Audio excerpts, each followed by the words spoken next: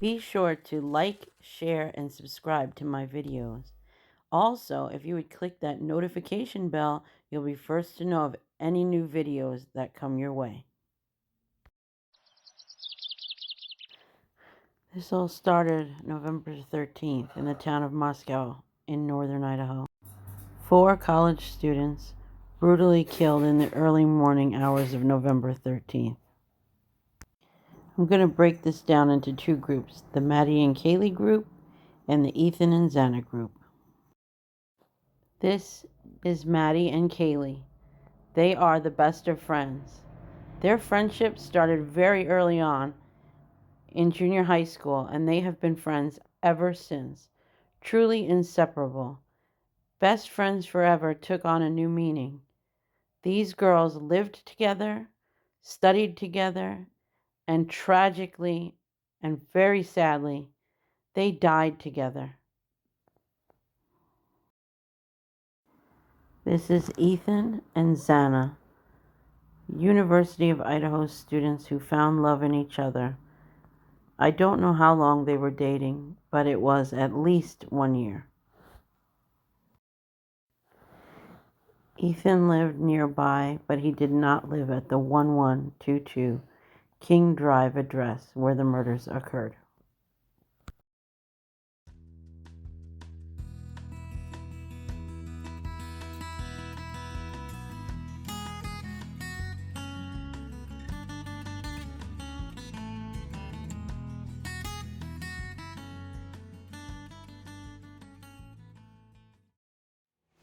The murders happened here at this off-campus home that is rented by bedrooms to multiple students.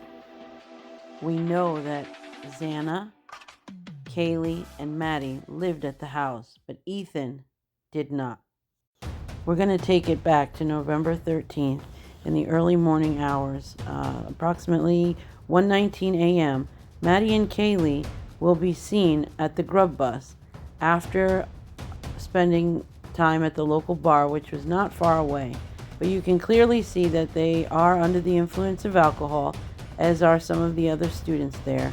This is a common meeting point and a common place for people to grab a bite to eat after a night out. No, it's amusing though. It's fun to watch other people miserable. Yeah. Have a good night. Hello. Hi. Welcome back. Thanks. I think I would like the carbonara.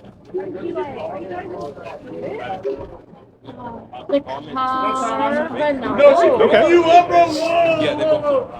But if I have like a free grub truck on my app. Oh, yep. So what you want to do is we'll actually do I'm about this. to make you show you your work in the gym so you're still light, motherfucker. There you go. Thank you. Absolutely. How many more do you need? That's the second one? Awesome. Don's mom. Oh wait, yeah, one more, one. And Maybe I Here. didn't have a free one. It's right here. And then what was the next? Don't forget to remove the The spoon. The carbonara. carbonara Mac of the week. Here, I'll grab it for you. Excellent. And then click see rewards. Enjoy.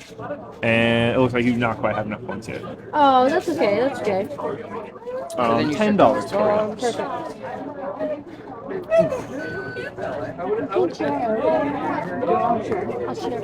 I do have a big burrito pork here for you.